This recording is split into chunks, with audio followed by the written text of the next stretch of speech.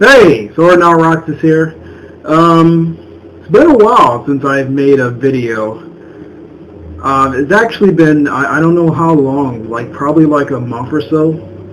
Well, anyway, I don't even necessarily keep track with them. I've been real busy doing some other things, you know, life always gets in the way. But, yeah, for the most part, I'm back and I'm going to start doing reviews again.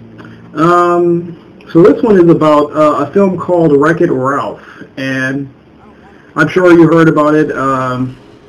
There's been trailers put up and stuff as the movie's been out for about, I don't know, a good 2 weeks over or so, a good 10 days or so.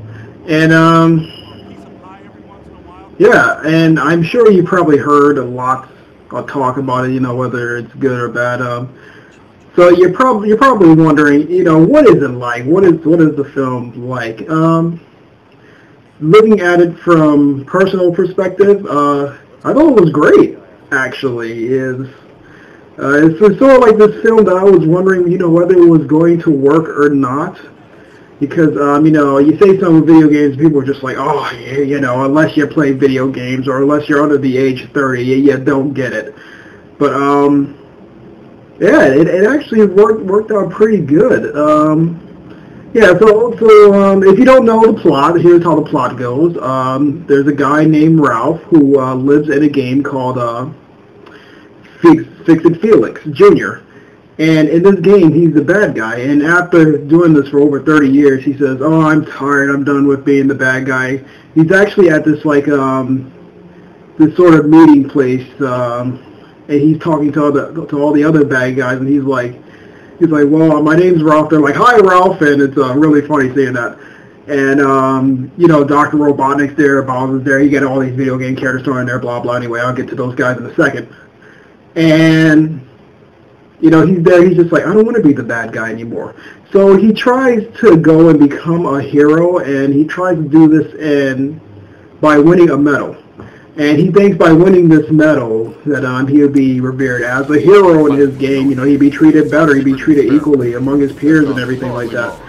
And he actually goes out to a game called Heroes Duty. I'm sure you saw it. It's sort of like a play on Call of Duty and some type of Gears of War game. It's a first-person shooter, but yet still an arcade type game. And so he goes there to try to get this medal, and he actually does it. He doesn't win the medal, I swear. He just basically takes it. He borrows it. And so, but since he got to the medal, he actually climbs a tower to get to it. Since he actually gets to the medal, he gets to have the medal. The medal is his. And then he loses the medal in a game called Sugar Rush. And it's pretty funny how he loses the medal. It's actually a pretty interesting scene. Even Sonic the Hedgehog is actually part of this scene. He's like walking by and Ralph hits him and the rings pop out. It's really hilarious. And but anyway, when he goes to this place, Sugar Rush, this is where he meets Vanellope, who's played by Sarah Silverman. And this is where the story sort of goes into like a whole nother scenario. The stories do intertwine, and they do, you know, pull Ralph into it, so like he has to be a part of it, but he turns out to be more on the back burner. Not much of a back burner, more of like a side character. And he basically becomes sort of like, he becomes friends with her, so they're like, what I thought she was going to be was like his sidekick as he goes through these different games. But I didn't see that. He only goes through 3 games. It's his game.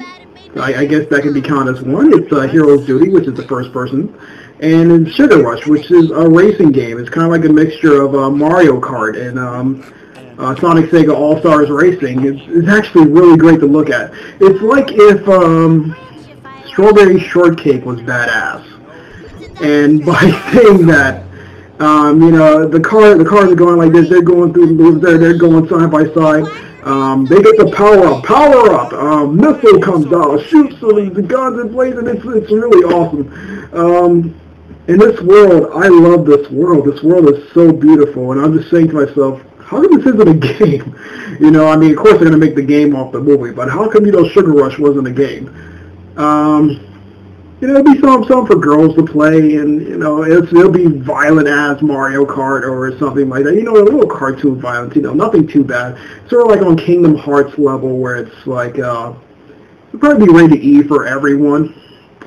But, yeah, so anyway, I love the way this world looks. And that's one of the great things about this movie, the visuals. The characters look great.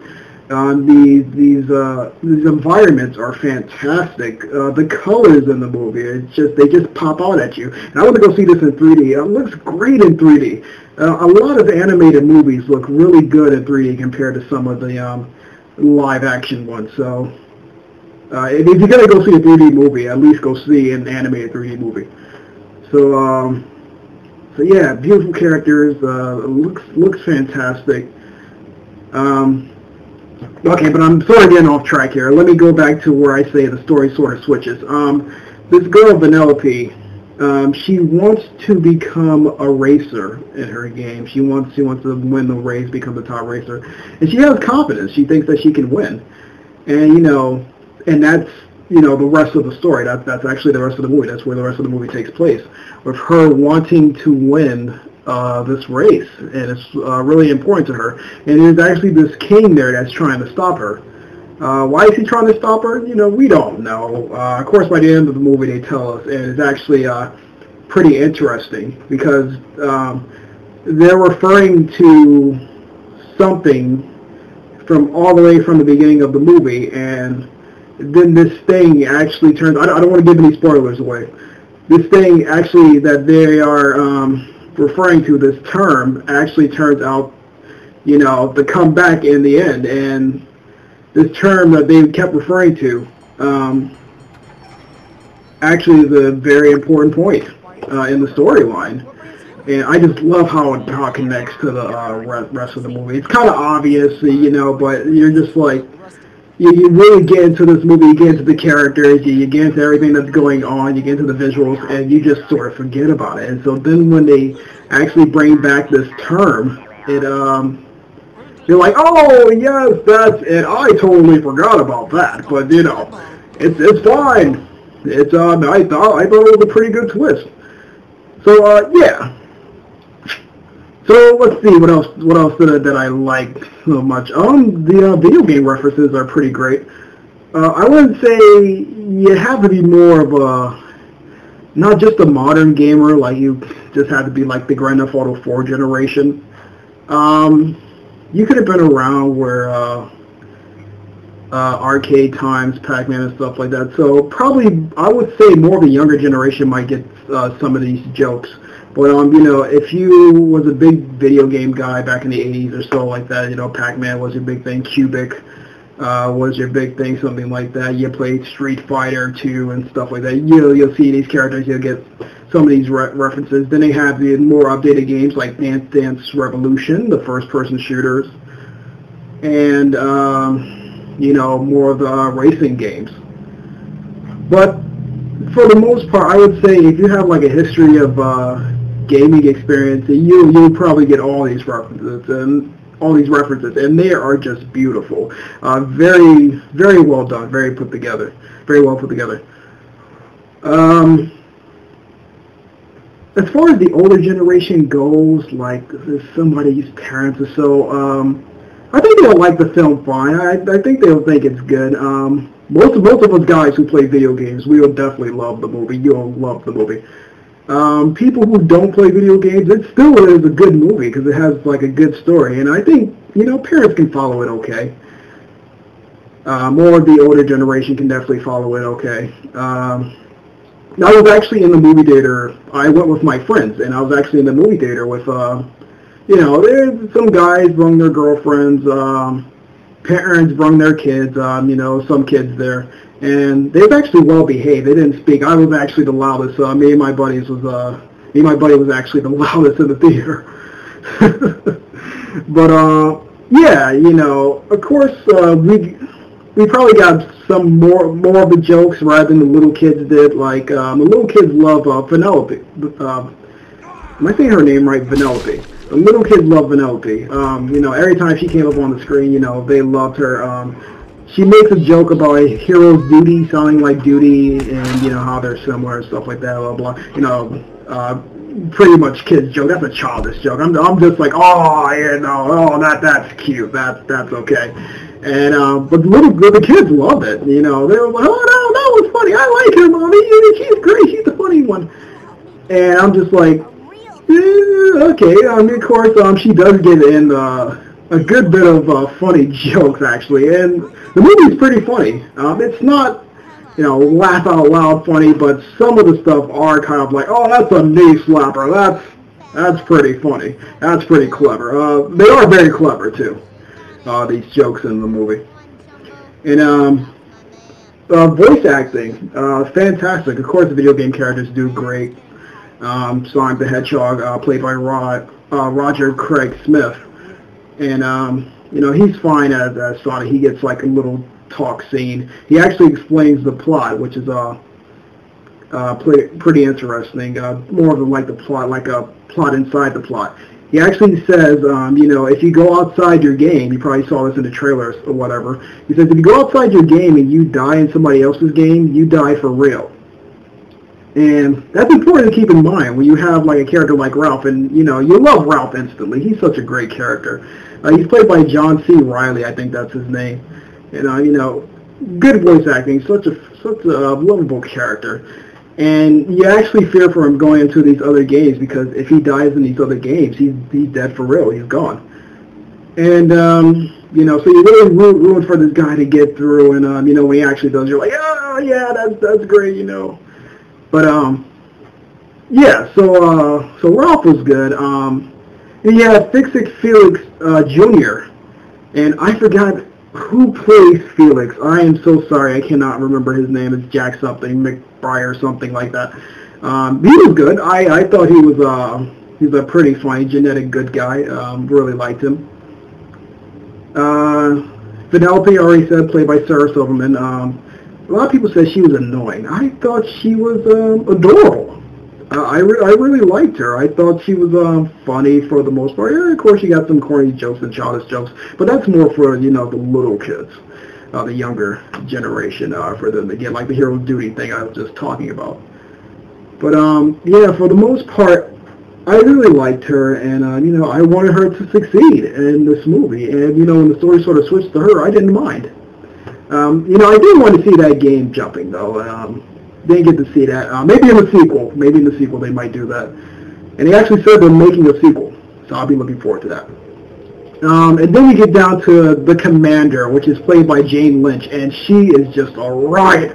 You know, I love when this woman came up on the screen. Her jokes was hilarious. The way she just acted, the way she talked. Her background story is fantastically put together. It's really hilarious how she has like this whole backstory with she's supposed to get married to this guy, and actually how the marriage, you know, ends up being all discombobulated. It's really funny. And it leads to a funny scene, to another funny scene that actually referenced that again. And you know, she was fantastic. I thought Jane Lynch did really good. Really loved seeing her on that screen. Really did. I thought she was hilarious. The King did well. The other side characters I thought did well too. And there was another thing that I wanted to see in the movie, and without giving too much away, there's actually this scene where there's this big battle going on at Sugar Rush, and everything's flying out there, and you got the bad guys going out there, and the good guys shooting at it, and it's like, what I thought was going to happen was that all the video game characters was just going to come swooping in there, you know, so you got Sonic, you got Ryu from Street Fighter, and Ken. You got maybe, I don't care, Bowser there, Dr. Robotnik shooting robots fighting and stuff like that. I thought it was going to be that, and I thought that would have been just awesome. If they have like this huge war against these certain creatures that end up trying to take over Sugar Rush. And seeing that and probably seeing the good guys come in and help out, I thought that was going to happen. Did not happen. I was actually disappointed in that. I was really looking forward to that. So once again, probably they might do that in the sequel. So I mean, it'll be really cool to see because the video game character was actually in it for a short time. Probably about 30% of the movie that was in it. The rest of the 70% was basically all story. But for the most part, from what they was in it, seeing Sonic and them on the big screen was really nice. Really nice seeing that. Good job, Disney. Very good tribute to these characters.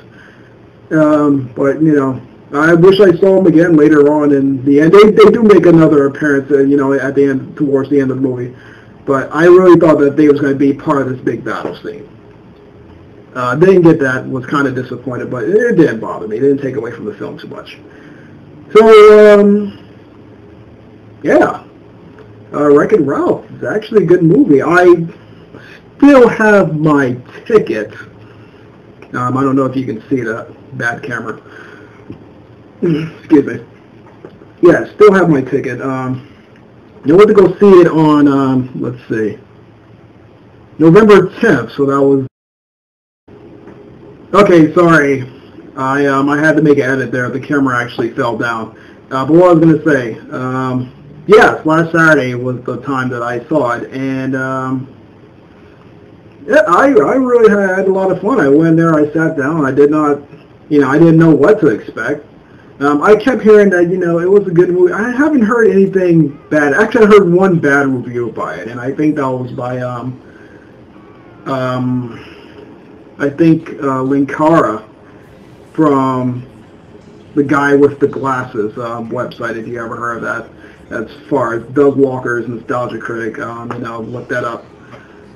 I was actually just searching for reviews, and this guy, Linkara, actually did a video on Wreck-It Ralph, and he was talking about how, how much, he sort of liked the film, how much he didn't think what he thought it would be. It's mostly because of the Sarah Silverman character. And look, if you don't like Sarah Silverman, that's fine. And I don't think she bothers the film too much. I really enjoyed her character. Yeah, she was mildly annoying, sort of like in the beginning. When I saw her, I was like, why? Well, why is she here? But then later on, and she has a real emotional scene between her and Ralph, and something actually happens, and it gets really emotional. And she sold that scene. I really felt sorry for her. I mean, I'm sitting there in the movie theater, I got my beauty glasses on, and I'm just like, shedding a manly tear. Like, that little girl, man. I felt sorry for that little girl. And she actually, if I wasn't told that this was done, as her voice was done by Sarah Silverman, I probably would not have believed it. She played a 9-year-old girl very well, actually. She actually sounded like a kid. So, yeah, so if you don't like Sarah Silverman, yeah, like I say she doesn't take much from this film. I'm not a real big fan of her, but I liked her in this one. And, I'm not a real big fan of Sam Worthington neither, because I didn't like the Avatar movie, but yet I liked him as the voice of Mason in Black Ops in Call of Duty. So, I try not to be sort of one-sided. I try to look at it from both sides. So, yeah, she is kind of annoying, but, it doesn't take too much away from the film. And you might enjoy her. You might enjoy it. You got to see the movie to find out. I recommend this movie. So if you haven't seen it already, I know everybody in the world probably seen it now. If you haven't seen it already, check it out. Actually, a really good film. Actually, I'll go back and see it again. I don't care if it pops up on the internet somewhere or something like that. I doubt that would happen. I will really look forward to seeing this again. So, yeah, Wreck-It Ralph, check it out. Good film, in my opinion. And I really liked it. And there's a lot of Sarah Silverman's character in here, so if you don't like her, just throwing that out there. There's a lot of her in this film. She takes up like 70% of the film. So, yeah, that's it. I will probably be making videos at least once a week now. I'm trying to get a new camera because, like I said, this camera just fell down. I'm doing this with my cell phone, and this phone sucks. So, yeah, hopefully I'll get a better camera, some HD camera or something like that, a little handheld. I don't care what I get. I just need a better camera. So, anyway, yeah, scale of 1, I don't know what else to say. The scale of 1 to 10, I'll probably give it an 8. Yeah, 8.1 or so. I actually want to give it a 10 personally. But I'll give it an 8. 8 out of 10. Set of stars, probably 3.5 or 4 stars even. So, yeah. Good film. Good storyline. Even in the video games, good storyline. Yeah, I think anybody could enjoy this film. So, yeah, so if you take anything from that review, just take that. And that's it. I'm getting tired of saying all the time, so I'm going to sign off. SoranotRoxas, I'll see you later. Take it easy. Hey, just one more thing. I just wanted to correct myself, what I said earlier. I mentioned a guy named Linkar, I think I said it was. That actually wasn't the guy who did the review. It was the Cinema Snob who did the review that I was talking about. I was referring to Sarah Silverman a lot. And, check out that review. If you get the chance, you'll know what I'm talking about. If you haven't seen it already. Actually, I like his reviews. He has interesting views on things. So, but I didn't agree with him on this one as far as her being annoying and stuff like that, her taking away from the film or whatever. I don't want to twist up his words, but Cinema Snob was actually the guy I was referring to earlier in the review. So, sorry about that. I got mixed up with their names, so I apologize and everything. And, okay, that's it. See you.